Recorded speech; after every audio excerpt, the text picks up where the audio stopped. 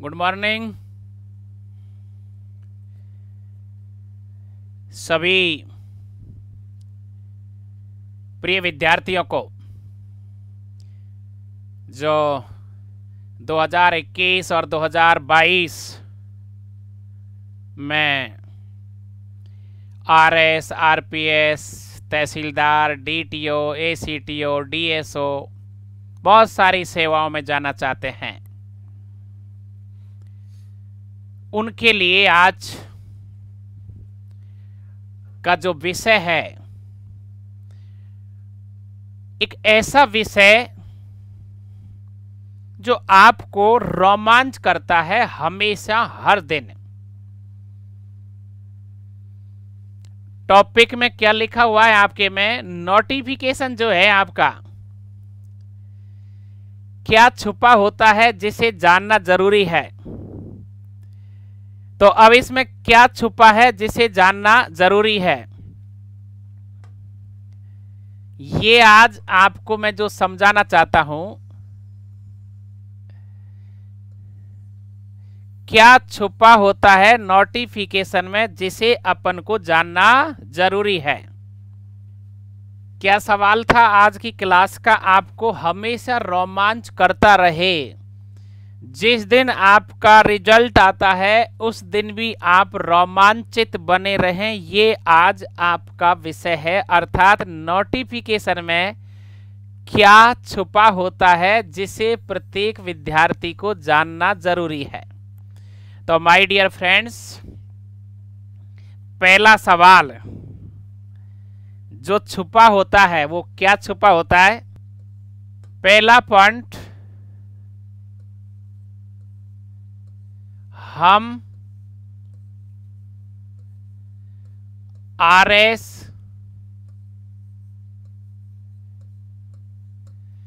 क्यों बनना चाहते हैं? हम आरएस क्यों बनना चाहते हैं?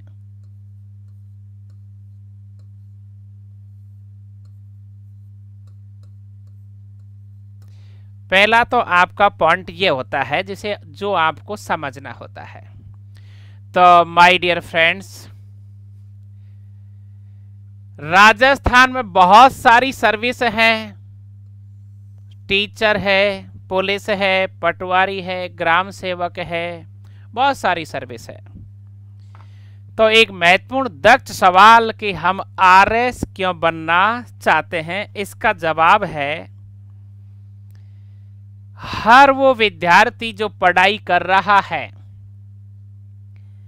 जिसे सरकारी सेवा में आना है, वो सबसे पहले तो जिंदगी भर सम्मान चाहता है। तो my dear friends, RS Rajasthan की वो सेवा है जिसमें आपको जिंदगी भर सम्मान मिलता है। नंबर एक, ये सम्मान आपको ही नहीं मिलता है, आपके परिवार को भी मिलता है। नंबर दो,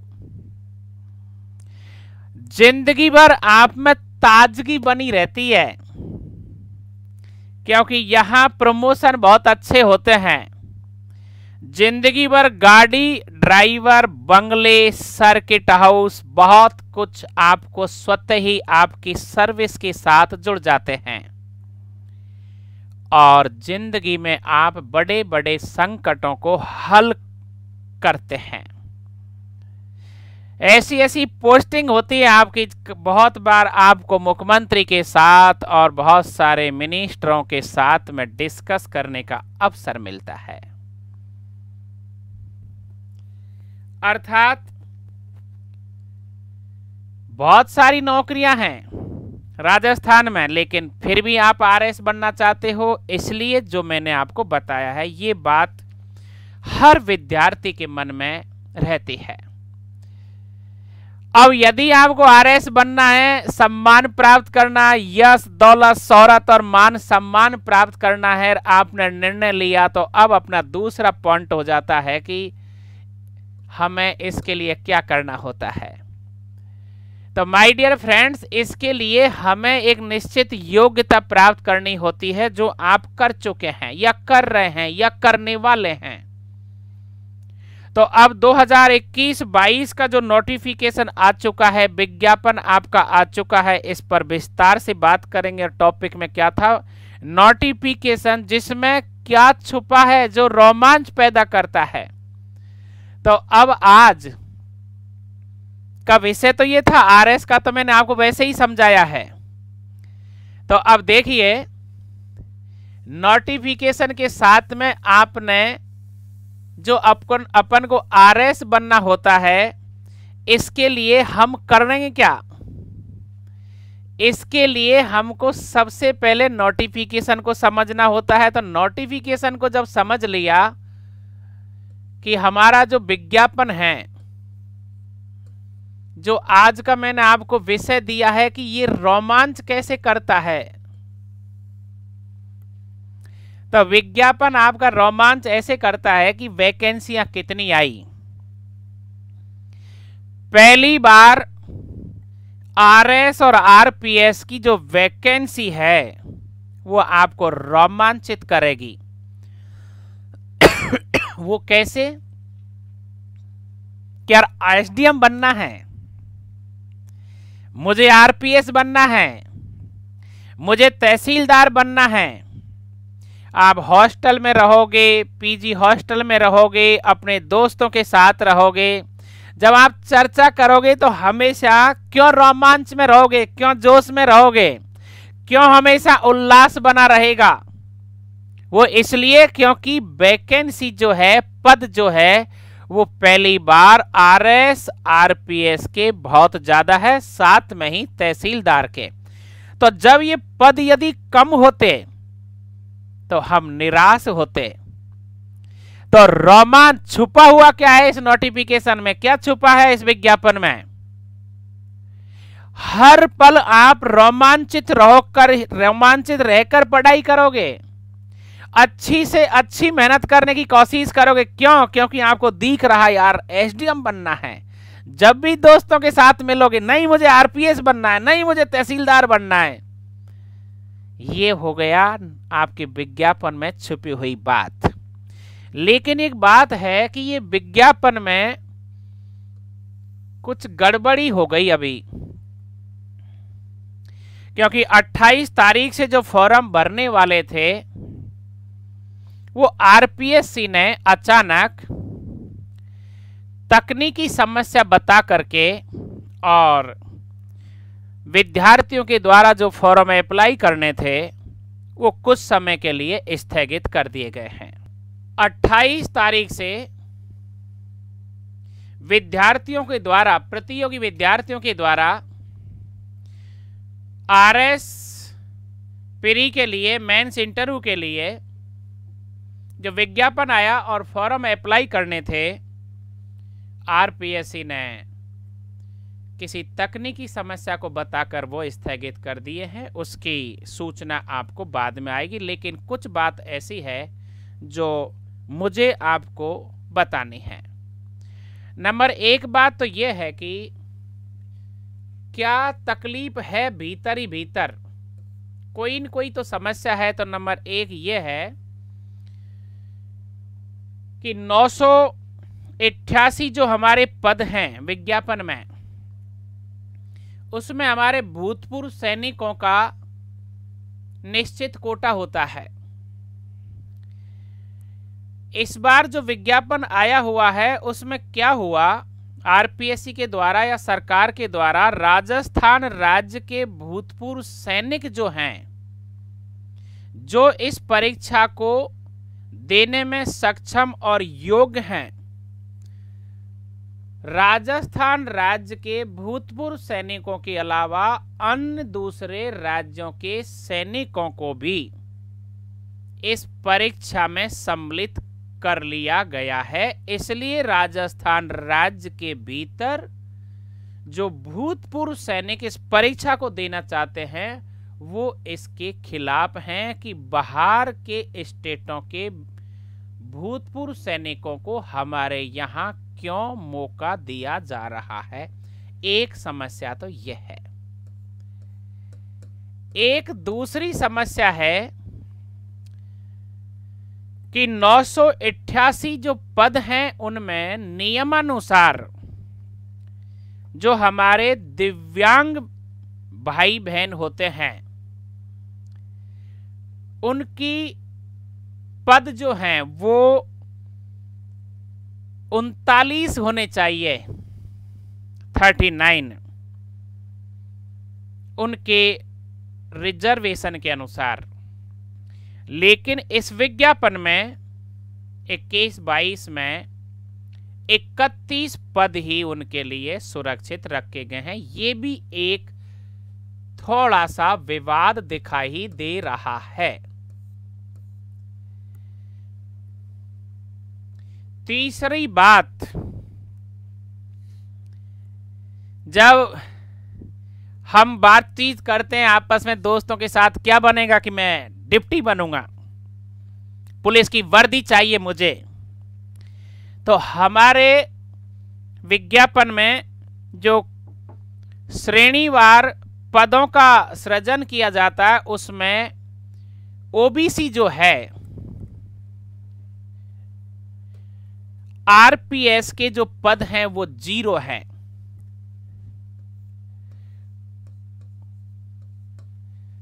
आरपीएस के पद कितने हैं? 0। अब हमारे जितने भी ओबीसी के भाई हैं, विशेषकर जैसे जाट हैं, तो वो वर्दी के लिए बहुत ज्यादा अपने आप को लालायित महसूस करते हैं। तो ये भी एक अंदरूनी बात मैं आपको समझा रहा हूं। हो सकता है तकनीकी बात के अलावा ये 3 बात भी विज्ञापन में अड़चन पैदा कर रही हो। इस प्रकार से इसलिए 28 अगस्त से जो फॉर्म विद्यार्थियों को भरने थे वो कुछ समय के लिए स्थगित किए गए हैं। ये 3 बात अपन डिस्कस कर चुके हैं। अब अपन को आगे की बातें करनी है। तो पहला, तो जब भी कोई विद्यार्थी को आरएस बनना है तो वो किसकी इंतजार करता है? विज्ञापन की। विज्ञापन आ चुका, लेकिन कुछ समस्या है इसलिए फॉर्म अप्लाई नहीं हो रहे हैं। हो जाएंगे, कोई बड़ी बात नहीं है। अब हम पहुंचते हैं नोटिफिकेशन में ऐसा क्या होता है जो छुपा होता है उसे जानना जरूरी है। तो माय डियर फ्रेंड, इस बार जो विज्ञापन अपना आ चुका है इसमें आपके आरएस के जो पद हैं वो तो हैं 76 और आरपीएस जो है उसके पद हैं 77 और तहसीलदार आरटीएस के जो पद हैं वो हैं लगभग 111 टीएसपी को मिला करके। टीएसपी को जब हटा देते हैं तो कितने आ जाते हैं? 96। अब जो छुपी हुई बात है उसको मैं वापस तुम्हारे सामने ला रहा हूं। किसी भी कार्य को करते समय जब शुरू करते हैं तो वहां कार्य को करने से पहले या तो हताशा होती है, भय बना होता है, या फिर उस कार्य को करने के साथ जैसे ही हम शुरू करते हैं तो एक जोश, उत्साह, उल्लास, रोमांच बना होता है। एक जिज्ञासा बनी होती है हमेशा पढ़ते समय। पढ़ते समय कब से? वो जिज्ञासा है प्री एग्जाम की तैयारी करते समय, मेंस एग्जाम देते समय और इंटरव्यू तक अर्थात फाइनल रिजल्ट तक हमें जोश और रोमांच बनाए रखता है कोई छुपी हुई चीज, और वो है माय डियर फ्रेंड आरएस के सर्वाधिक 76, आरपीएस के 77 और तहसीलदार के 96 जो पद हैं ये हमें हमेशा पढ़ते समय, किताब खरीदते समय, नोट्स बनाते समय, कोचिंगों में एडमिशन लेते समय, टेस्ट सीरीज देते समय हमेशा उत्साहित रखेंगे। यह है माय डियर वो छुपी हुई कहानी। हमें हमेशा जोश मिलेगा, उत्साह रहेगा कि क्या कैसा उत्साह, यार बहुत अच्छी वैकेंसी आई है, तैयारी में जोर लगाना है। ऐसा मौका बहुत कम मिलता है। ये उत्साह बनता है विद्यार्थी के भीतर से। यदि यहीं आप देख लीजिए, यदि 76 की जगह आपकी यदि 26 वैकेंसी आरएस की होती और इधर आपकी 17 आरपीएस की होती तो अपने आप ही हम लोग टूट जाते हैं। ये आपके विज्ञापन में अर्थात नोटिफिकेशन में छुपा हुआ रोमांच मुझे आपको बताना था। अगला पॉइंट माय डियर, विचलन जो होता है, तकलीफ जो होती है, घबराहट जो होती है, भय जो होता है, यार होगा या नहीं होगा। मान लीजिए एक ही सीट है और उस पर हम लोग बहुत सारे प्रतियोगी कंपटीशन दे रहे हैं तो घबराहट होती है। लेकिन अब यहां भले ही लाखों हैं, करोड़ों विद्यार्थी हैं, लेकिन यहां संख्या बहुत अच्छी है, इसलिए हमें यहां जोश बना हुआ है, उल्लास बना हुआ है, रोमांच बना हुआ है। ये रोमांच आपको अपने आप ही बहुत अच्छी स्थिति पैदा करता है। पढ़ाई करते समय, लिखते समय, किताब खरीदते समय, कोचिंग में पढ़ते समय, टेस्ट पेपर देते समय। तो माय डियर, पहली बात आपकी ये कंप्लीट कि आपका जो विज्ञापन है ये आपको रोमांच कर रहा है और कर रहा होगा।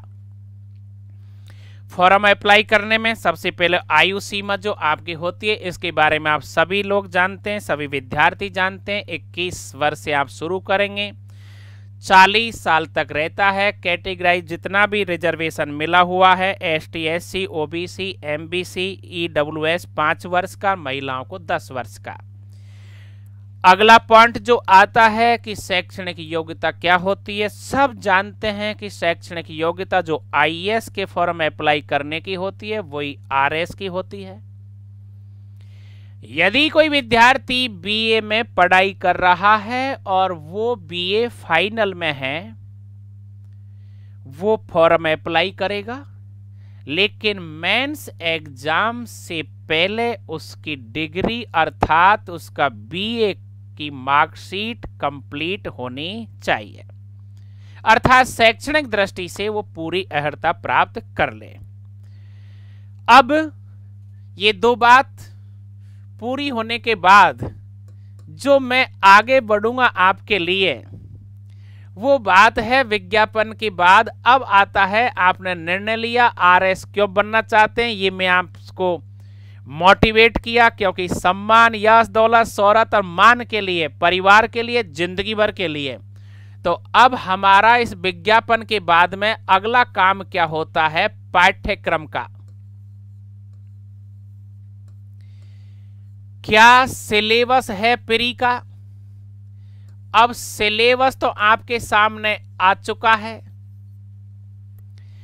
और सिलेबस में इस बार क्या नया जोड़ा है और क्या हटाया है, इस पर बहुत विस्तार से लगभग 3-4 घंटे की मैं आपके साथ क्लास लूंगा और यही क्लास सबसे महत्वपूर्ण मानी जाती है नए विद्यार्थी के लिए। अब मुझे कौन से सवालों पर जवाब देना है, विद्यार्थियों के जो सवाल जो आए हमारे यहाँ, वो पहला सवाल है फॉर्म कौन भर सकता है, क्या आयु होगी, क्या योग्यता होगी, इस पर आप लोग सब जानते हैं। दूसरा सवाल है प्री एग्जाम की तिथि। ये हर विद्यार्थी के, हर प्रतियोगी के, हर कंपटीशन देने वाले के जेहन में आज उतरा हुआ है कि प्री एग्जाम की तिथि क्या होगी। और ये हमको चिंता देता है। इस तरह की बातें हम भी जब आरएस आईएएस की तैयारी करते थे तो हमारे दिमाग में भी, सबके दिमाग में आता है यार प्री की एग्जाम कब होगी। तो माय डियर फ्रेंड्स, प्री की जो एग्जाम है ये मान के चलें कि अपन लोग जनवरी 2022 ये कोई जरूरी नहीं है कि मैं जो कह रहा हूं ऐसा ही हो जाए, क्योंकि बहुत बार ऐसा हुआ 2010 में पूरा प्री मेंस बहुत जल्दी खत्म हो गया था, लेकिन फिर भी जो परिस्थितियां अपन को दिखाई दे रही है, जैसे फॉर्म अभी भरने ही शुरू नहीं हुए, सरकार के पास बहुत सारी फिर एग्जाम आती है, बहुत बड़ी बड़ी एग्जाम और है, रीट की एग्जाम है, पटवारी की एग्जाम है, और अब विद्यार्थी आरपीएससी के ऊपर, सरकार के ऊपर बहुत ज्यादा हावी है। तो जहां तक संभावना है तो प्री एग्जाम आरएस की जनवरी 2022 से पहले दिखाई नहीं दे रही है। ऐसा नहीं माना है, हो सकता है जल्दी हो जाए, लेकिन डिस्कस कर लेते हैं आपस में।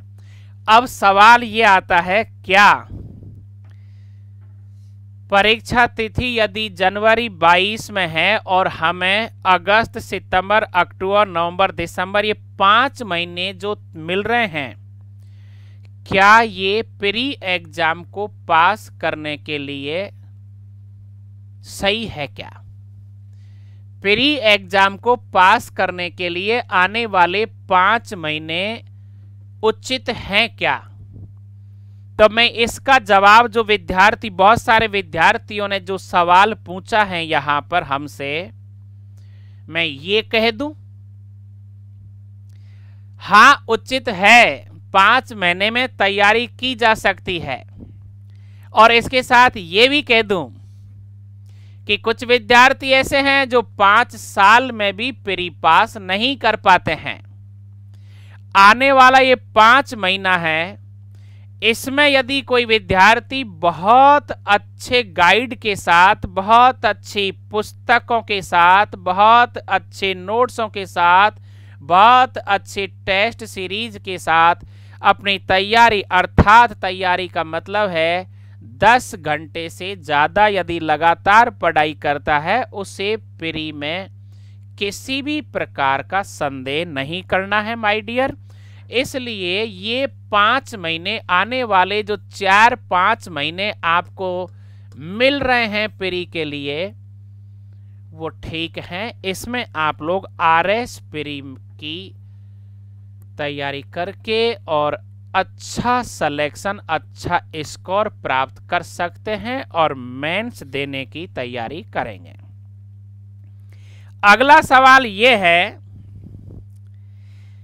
प्री एग्जाम और मेंस दोनों एक ही हैं और अलग अलग भी हैं। बात बिल्कुल अच्छी है, सवाल अच्छा आया है। जो विद्यार्थी नए हैं, बिल्कुल पहली बार एग्जाम देंगे, फॉर्म भरेंगे, तो ये मान के चलो कि कम से कम 3 लाख विद्यार्थी नए फॉर्म अप्लाई करेंगे। उन सब के लिए सबसे पहले प्री पास करना जरूरी होता है। मेंस बिल्कुल अलग होती है, प्री बिल्कुल अलग होती है। प्री में ऑब्जेक्टिव होता है, मेंस में सब्जेक्टिव होता है। हाँ, फाउंडेशन कोर्स जो हम कराते हैं कोचिंगों के द्वारा, हमें वहां प्री और मेंस दोनों का जो सिलेबस पढ़ाने का जो अवसर मिलता है, लगभग 12 महीने से 14 महीने तक जब हम अच्छी तैयारी कराते हैं, तब मेंस को और प्री को हम लोग साथ साथ उठाते हैं। लेकिन वो विद्यार्थी जो पहली बार, जिन्होंने फाउंडेशन कोर्स नहीं किया हुआ है अभी, वो क्या करेंगे? वो प्री की ही तैयारी करेंगे और प्री के लिए उन्हें मेंस के वो सभी सब्जेक्ट छोड़ने होंगे जो अभी प्री में काम नहीं आएंगे। तो प्री में काम जो आएंगे, राजस्थान पूरा होगा, इतिहास होगा जिसमें वर्ल्ड हिस्ट्री के सवाल नहीं आते हैं, इकोनॉमिक्स होगी, ज्योग्राफी होगी, पॉलिटी होगी, रीजनिंग होगी और करंट होगी। मेंस में जो सब्जेक्ट चारों पेपरों में जुड़े हुए हैं, उन्हें इस समय छोड़ना ही होगा, क्योंकि बहुत इंटेलिजेंट विद्यार्थी जो बिल्कुल आईएएस, आरएस के लिए सक्षम हैं, लेकिन कभी कभार अच्छी स्ट्रेटेजी, रणनीति नहीं बना पाते हैं, तो वो लोग प्री में ही, वो विद्यार्थी प्री में ही असफल हो जाते हैं। अर्थात ये कहूं, समय हो फाउंडेशन कोर्स करने का 12 से 15 महीने का, वहां प्री और मेंस को हम एक ही मानते हैं, लेकिन प्री का टेस्ट पेपर ऑब्जेक्टिव और मेंस का टेस्ट पेपर सब्जेक्टिव रखते हैं। आगे के सवाल क्या हैं कुछ विद्यार्थियों के। बड़ी संख्या में बहुत सारे विद्यार्थी guide, text books, notes, NCERT, test series को लेकर माया जाल में उलझ जाते हैं और परीक्षा की तिथि आ जाती है, लेकिन कुछ नहीं पढ़ पाते और असफल हो जाते हैं। बहुत ही शानदार सवाल विद्यार्थियों ने किया है। दोबारा आपको बता रहा हूं, बहुत बड़ी संख्या के विद्यार्थी guide, text book, notes, NCERT, test series को लेकर माया जाल में उलझ जाते हैं और परीक्षा तिथि आ जाती है नजदीक, कुछ नहीं पढ़ पाते हैं और असफल हो जाते हैं। ये आपके साथ ही नहीं होता है, ये हमारे साथ भी होता था। हमारे से पहले जो आरएस टॉपर थे, आईएएस टॉप कर चुके थे, उनके साथ भी होता था। तो यहां आपको यही तो अच्छी चीजें समझाने का आज अवसर है और आपको बहुत सारे प्लेटफॉर्म से ये गाइड किया जा रहा है कि आपको करना क्या है। तो प्रिय विद्यार्थियों, गाइड पढ़ने में अच्छी लगती है, लेकिन वहां से सवाल नहीं मिलते हैं। तो सवाल जहां से मिलते हैं, सबसे पहले हमें एनसीईआरटी जो होती है पढ़ ली। हालांकि एनसीईआरटी पढ़कर कभी कोई भी आईएएस आरएस नहीं बन सकता। ये केवल नाम ऐसा आ चुका है पूरे भारत के टीचरों के पास और विद्यार्थियों के पास कि एनसीईआरटी पढ़ना है, लेकिन टॉपर्स जो होते हैं उन्हें सबसे पहले विस्तार से पढ़ने के लिए टेक्स्ट बुक्स पढ़नी होती है। टेक्स्ट बुक्स के साथ साथ एनसीईआरटी पढ़नी होती है। एनसीईआरटी टेक्स्ट बुक्स पढ़ने के बाद स्वयं के द्वारा नोट्स बनाए जाते हैं और स्वयं के द्वारा जब नोट्स बन जाते हैं तब अच्छी कोचिंग्स की टेस्ट सीरीज लाभ देती है। तो माया जाल में नहीं फंसें। चाहे 10,000, 20,000, 30,000, ज्यादा से ज्यादा आपके 50,000 रुपये खर्च होते हैं किताबों में, नोट्सों में। इसलिए इसमें किसी प्रकार का लोभ लालच नहीं करें। आपको टेक्स्ट बुक्स तो खरीदनी ही है, एक नहीं अनेक, एक सब्जेक्ट की अनेक लेखकों की किताब यदि हमारी टेबल पे है, हमारे कमरे में है, तो हम किसी भी प्रकार से असमंजस में नहीं रहते हैं। इसका वीडियो बहुत विस्तार से, बहुत ही विस्तार से, लगभग 3-4 घंटे तक हम लोग आपके साथ डिस्कस करेंगे कि कौन से टॉपिक कौन सी किताब में से पढ़ने होते हैं। उन विद्यार्थियों के लिए काम का है वो जो फर्स्ट चांस में ही टॉप रैंक प्राप्त करना चाहते हैं। बहुत अच्छे सवाल दिए हैं विद्यार्थियों ने। अगला सवाल है माय डियर फ्रेंड, बहुत सारे विद्यार्थी स्व विवेक से अच्छी कोचिंग का डिसीजन नहीं ले पाते हैं। बड़ी संख्या में फीस पर भ्रमित रहकर बहुत बड़ा नुकसान कर लेते हैं। देखिए, फीस पर तो भ्रमित होना ही होगा। यद्यपि ऑनलाइन क्लास की वजह से आपकी फीस बहुत कम रखी जाती है सभी कोचिंगों के द्वारा, लेकिन प्रिय विद्यार्थियों, ऑफलाइन की जो फीस होती है वो ज़्यादा आपको इसलिए लगती है क्योंकि अच्छी कोचिंग अपना आधारभूत ढांचा जो तैयार करती है, वहाँ अनुभवी और तजुर्बेदार विषय विशेषज्ञों का पेमेंट बहुत ज़्यादा होता है। टेस्ट पेपरों में खर्चा होता है, नोट्सों में खर्चा होता है, इसलिए इनमें आप लोग भ्रमित नहीं रहें। यदि ये छोटी छोटी बातों में यदि आप भ्रमित हो गए, कहीं फीस ज़्यादा है, वो किताब महंगी है, तो बड़े सपने लेने के हम हकदार नहीं होते हैं। जब बड़ा सपना लिया जाता है तो हमें बड़ी कोशिश ही करनी होती है, और इस बड़ी कोशिश में हमें बड़े रिसोर्स अनुसंधान ही करने होते हैं। यहाँ किसी भी प्रकार से आपको भ्रमित नहीं होना है। अब जब रिजल्ट आया है तो आपने देखा होगा नगर पालिकाओं में, नगर निगमों में झाड़ू लगाने वाले भी बने हैं, अखबार बांटने वाले भी आरएस बने हैं। यदि वो लोगों को पैसे की जरूरत नहीं होती तो वो क्यों काम करेंगे? तो आप ये मान के चलें जितने भी आईएएस आरएस बने हैं उनको पैसे की जरूरत होती थी। कोई ट्यूशन पढ़ाता था, कोई रिक्शा चलाता था, कोई क्या करता था, कोई अच्छी कोचिंगों में पढ़ाता था। इसलिए इसमें कोई भ्रम होने वाली बात नहीं है। अच्छी किताब भी खरीदनी पड़ेगी और अच्छी कोचिंग के अच्छे टीचरों के साथ में रह करके फीस भी देने की आवश्यकता रहेगी। अगला सवाल,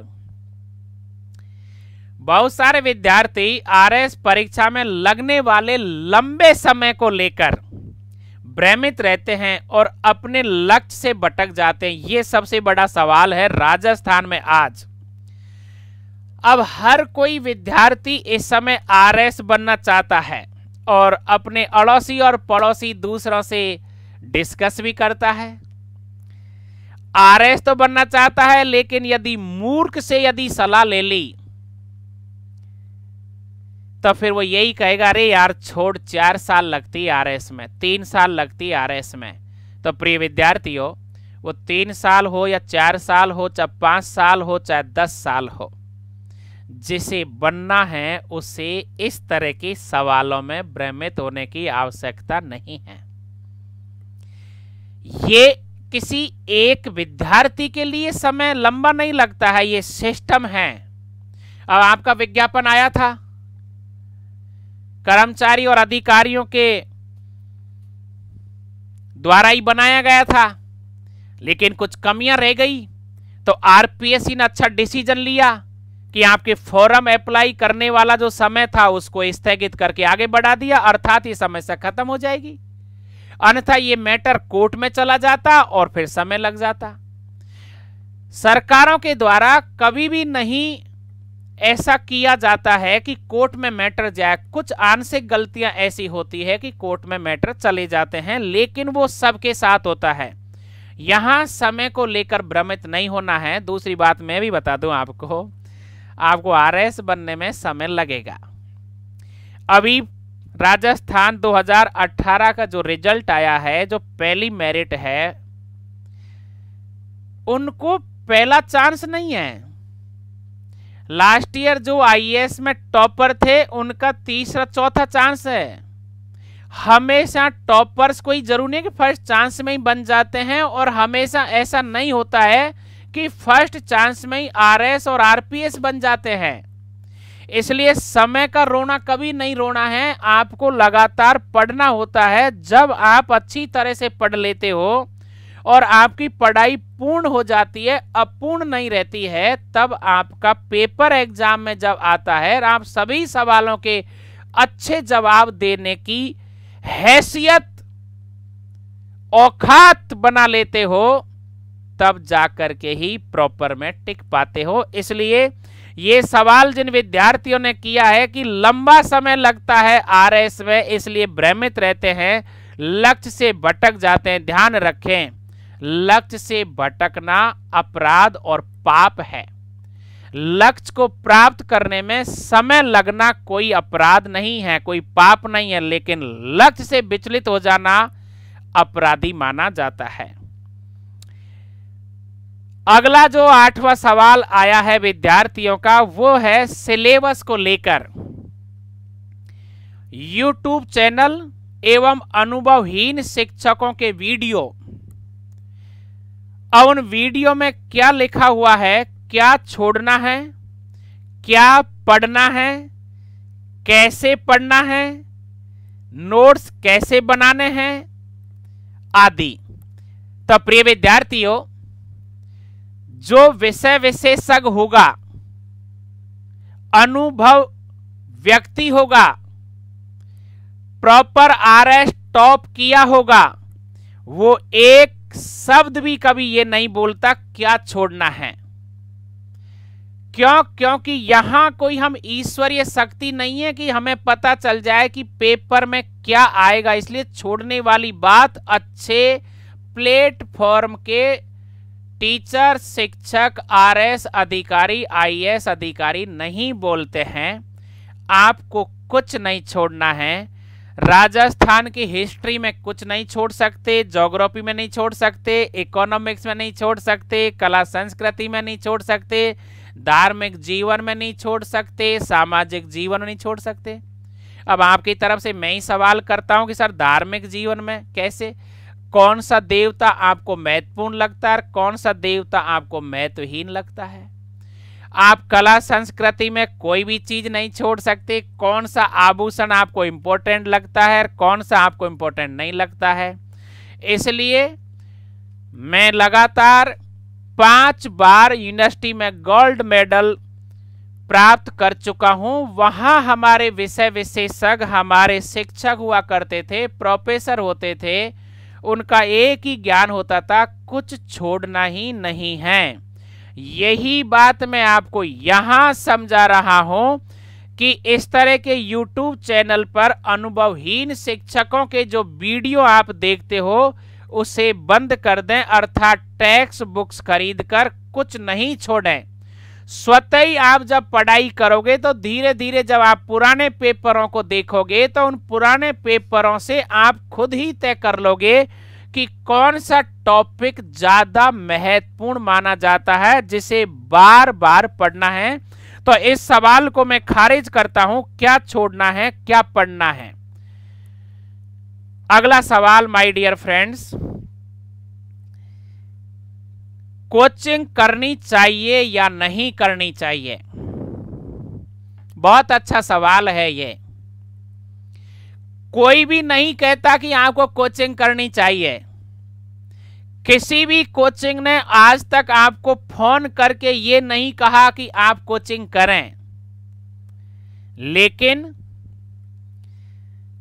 कोई भी ये नहीं चाहता कि मैं बीमार हो जाऊं। किसी भी हॉस्पिटल ने, किसी भी डॉक्टर ने आपको आज तक ये नहीं कहा कि आप हमारे हॉस्पिटल में आइए।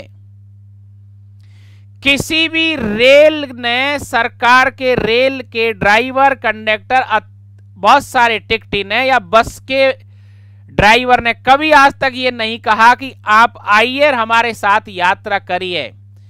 ये आपका निर्णय है। यदि आपको यात्रा करनी होगी तो टिकट लेना होगा, तभी आप एक स्थान से दूसरे स्थान पर पहुंच पाते हो।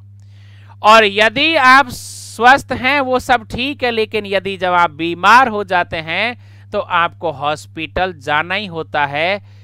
इसलिए यदि आपको आईएएस, आरएस या रीट या टीट या जो भी है, एसएससी, बैंक, रेलवे, पुलिस, पटवार, इन सब की कोई जरूरत नहीं होती है कि आपको कोचिंग करनी होती है। लेकिन एक मन में शंका रहती है कि मैं करूं या नहीं करूं।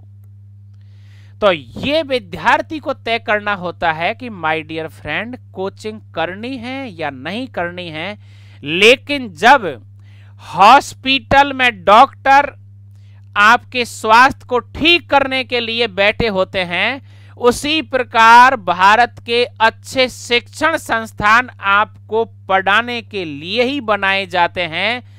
तय ये करना होता है कि कौन सा शिक्षण संस्थान अच्छा है जहां विषय विशेषज्ञ है। तो माय डियर, जब विषय विशेषज्ञ अच्छे होंगे और उनके साथ यदि आप पढ़ना चाहोगे तो वहां कोचिंग करना लाभदायक स्थिति में रहता है। तो राजस्थान में आरएस के लिए लगभग 8-10 ऐसी कोचिंग संस्थान है जहां वेल सेटल्ड, अच्छे शिक्षक, अच्छे नोट्स और अच्छी वहां विचारधारा है।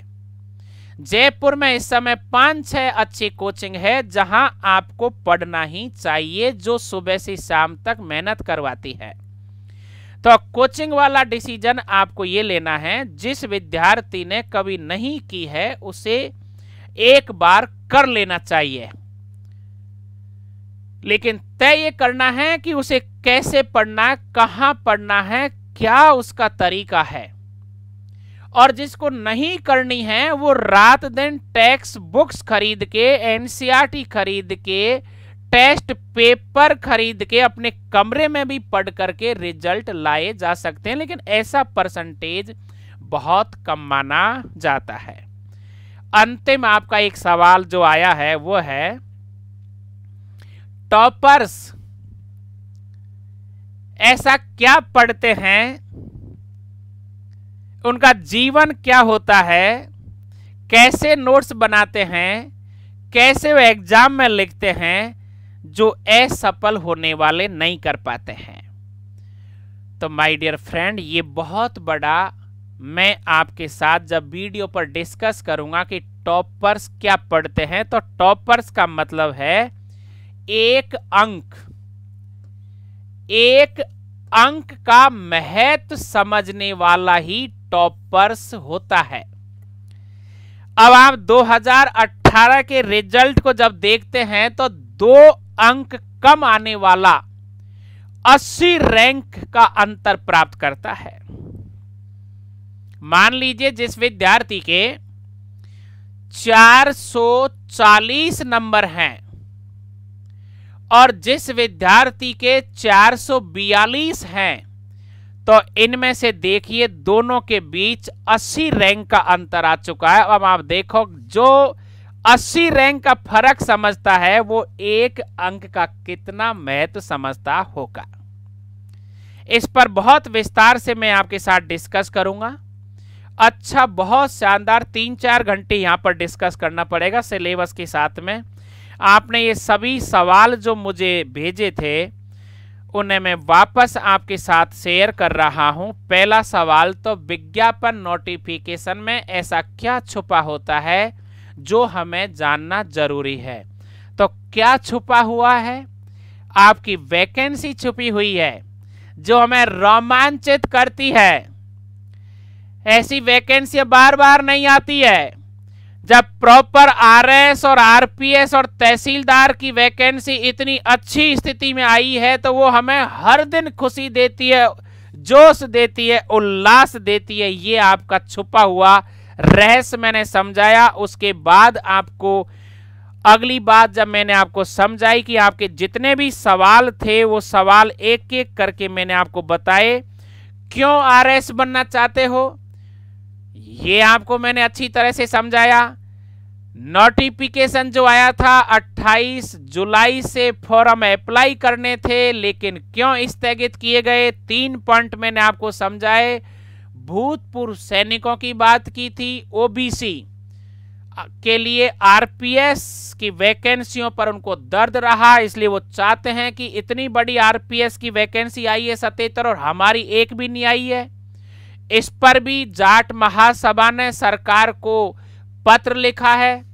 तीसरी बात, दिव्यांग आरक्षण की समस्या है। ये सभी समस्याएं बहुत जल्दी खत्म होगी, ऐसी बात नहीं है, होगी नहीं, और आप जल्दी से ही फॉर्म अप्लाई करने लग जाओगे। इसके बाद आपने जितने भी सवाल किए थे, प्री में कितना समय चाहिए, निश्चित रूप से 4-5 महीना जो हैं, तो ये ध्यान रहे माय डियर फ्रेंड, कमजोर और कायर कोई तो भूत दिखते हैं। कमजोर और कायर जो होता है उसे ही तो हमारे गांव में या पहाड़ों पर या कुएं पर या पीपड़ पर या बड़ पर या रास्तों में भूत दिखाई देते हैं। साहसी पुरुष को आज तक भूत नहीं मिला। इसलिए पढ़ने वाले विद्यार्थी कभी समय पर डिस्कस इस तरह का नहीं करते क्या प्री के लिए 4-5 महीना जरूरी है, नहीं है या नहीं है। ये निर्णय आपकी पढ़ाई करती है। यदि कोई 6 घंटा पढ़ता है तो आप 12 घंटा पढ़ो, कोई 12 घंटा पढ़ता है तो आप 18 घंटा पढ़ो। ये आपका जवाब एकदम मैंने सही दिया है। सवाल आपने भेजा, मेरा जवाब है 6 घंटा कोई दूसरा पढ़ रहा है तो 12 घंटा पढ़ो, दूसरा 12 घंटा पढ़ रहा है तो आप 18 घंटा पढ़ो। क्योंकि मैंने एक दिन आपको समझाया था कि इतनी हसरत पैदा कर लो कि मुझसे ज्यादा कोई मेहनत नहीं कर सके। आपके सभी सवालों के बाद आयु वाली बात, योग्यता वाली बात अब आती है माय डियर फ्रेंड्स। कंपटीशन देने वाले विद्यार्थी का जीवन प्रतियोगी विद्यार्थी का जीवन क्या होता है, ये बहुत महत्वपूर्ण बात है हमारी। तो कंपटीशन देने वाले विद्यार्थी का जीवन है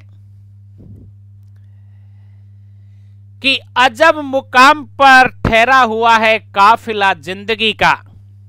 समझना, अजब मुकाम पर ठहरा हुआ है काफिला जिंदगी का, शकुन ढूंढने चले थे नींद ही गवा बैठे। प्रतियोगी विद्यार्थी का जो जीवन है वो इसी तरह का है कि वो शकुन ढूंढना चाहता है, नौकरी लगना चाहता है, आरएस आरपीएस बनना चाहता है, लेकिन वो यदि गड़बड़ी में फंस जाता है तो वो नींद खराब कर लेता है। तो प्रिय विद्यार्थियों, दोबारा, अजब मुकाम पर ठहरा हुआ है काफिला जिंदगी का, शकुन ढूंढने चले थे नींद ही गवा बैठे। यदि आप स्पष्ट दृढ़ संकल्प में नहीं हैं तो आप अपनी जिंदगी खराब कर लेते हैं, कहीं के भी नहीं रहते हैं।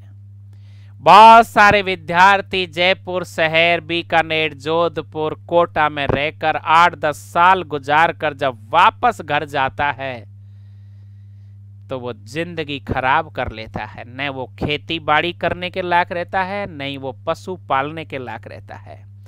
इसलिए प्रिय विद्यार्थियों, प्रतियोगी विद्यार्थी का जो जीवन है वो निश्चित रूप से धैर्य में रहे, संयम में रहे, और पढ़ते समय जो मैंने आपको नोटिफिकेशन में छुपी हुई चीज समझाई थी वो इसीलिए समझाई थी कि भयभीत नहीं रहे। हर टॉपिक को सुबह जगते ही आनंद से महसूस करे कि आज मुझे फ्रीडम स्ट्रगल पढ़ना है, आज संविधान पढ़ना है, आज ज्योग्राफी, मतलब आनंद आना चाहिए आपको पढ़ते समय। मुझे आर्थिक समीक्षा पढ़नी है, एटलस को समझना है, विज्ञान को समझना है, मतलब आप रोमांच होकर के, जोश उत्साह में रह करके प्रतिदिन अपनी पढ़ाई करें। एक पल भी, एक क्षण भी आप मूर्खों के साथ बिल्कुल समय बर्बाद ना करें। तो ऐसी स्थिति में आपका रिजल्ट आपके पक्ष में ही आता है। मंजिल बड़ी जिद्दी होती है, मंजिल बड़ी जिद्दी होती है, हासिल कहां नसीब से होती है, मगर वहां तूफान भी हार जाते हैं जहां कश्तियां जिद पर होती है।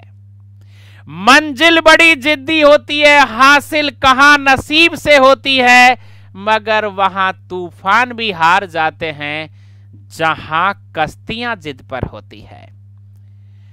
भरोसा अगर ईश्वर पर है, भरोसा अगर ईश्वर पर है तो जो लिखा है नसीब में वो ही मिलेगा, मगर भरोसा खुद पर है, मगर भरोसा खुद पर है तो ईश्वर वही लिखेगा जो तुम चाहोगे। इसलिए माय डियर फ्रेंड, एक प्रतियोगी विद्यार्थी का जो जीवन है वो अपने कर्म पर आधारित है। जो जैसा सोचेगा वही मिलेगा। आरएस यदि बनना चाहते हो तो एसडीएम मिलेगा, और आरपीएस बनना चाहते हो तो डिप्टी एसपी मिलेगा। इसलिए ध्यान रहे, निर्णय बहुत ढंग से लेना है। जो अभी तक आज जो समझाया है उसको अमल में लेना है। क्यों? क्योंकि हीरा हीरा को तराश देता है, क्योंकि हीरा हीरा को तो तराश देता है, लेकिन कभी कीचड़ कीचड़ को साफ नहीं करता है।